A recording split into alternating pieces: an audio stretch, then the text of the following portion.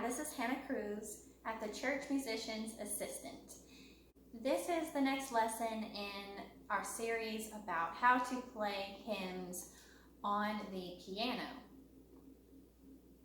In this lesson, I want to talk about how you can use the piano to push the tempo forward and to maintain rhythmic integrity. Because the piano, when you play a note on the piano, the sound immediately starts to decay, we often have a problem keeping the tempo and rhythmic integrity stable. So what can we do to remedy that problem? The first thing you can do, which is very, very simple, is to just re-articulate the chord that you're holding on the beat, on the pulse. Let's take, for example, the hymn, Jesus the Very Thought of Thee, set to the tune, Saint Agnes. There are a lot of half notes and dotted half notes in this hymn.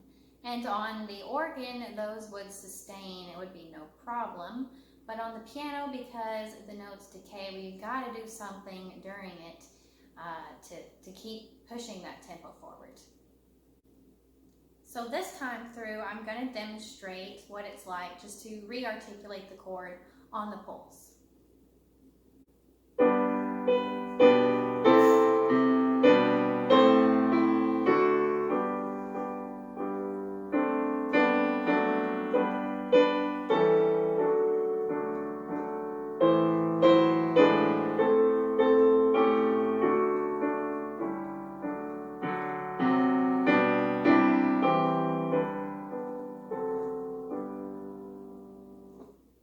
So that method works pretty well to keep the continuity of the sound and the pulse, but it's not terribly interesting.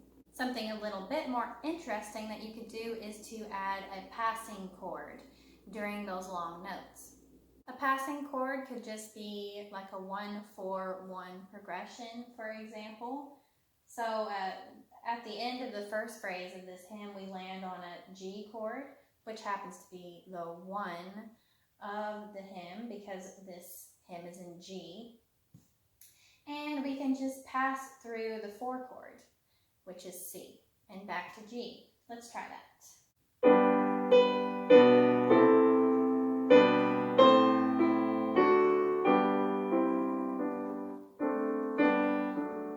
Etc.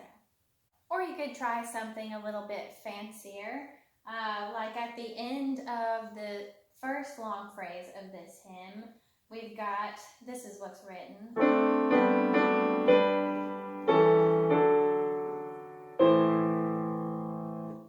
Instead of that, we could pass through several chords on that long note, such as this.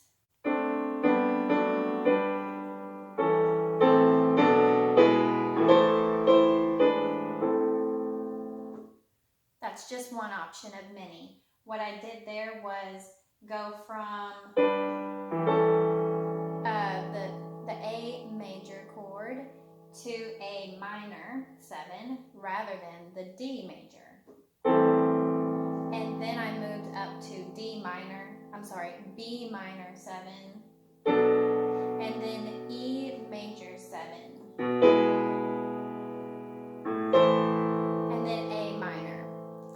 Phrase. Another technique you could try is just exploring the range of the keyboard and using that percussively to propel the tempo forward. For example, in the first phrase,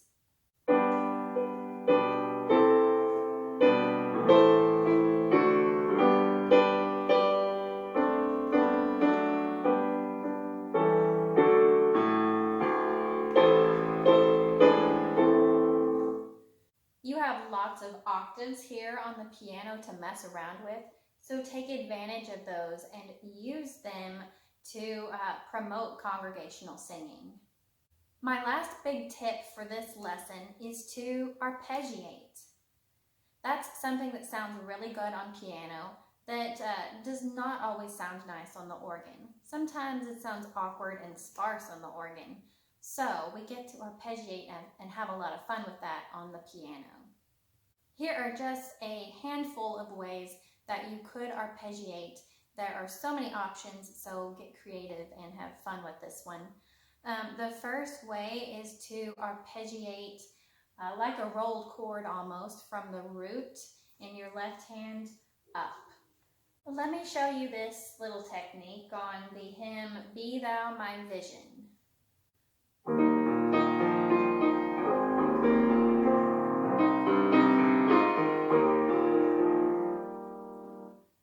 Something like that is a really nice form of arpeggiation. You can also arpeggiate the inner voices, which means sort of alternating the notes between the melody and the bass.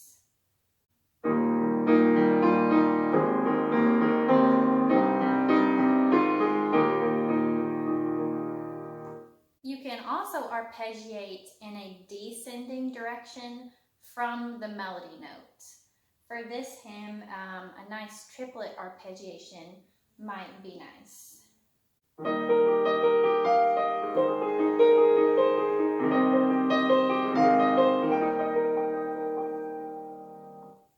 And then you can always do alternations between neighboring notes.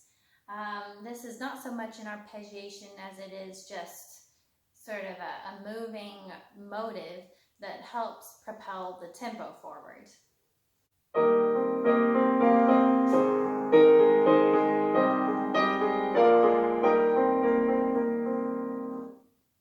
There are so many other ideas which you can explore, but arpeggiation in general is a really great tool to add interest and rhythmic integrity and to push that tempo forward.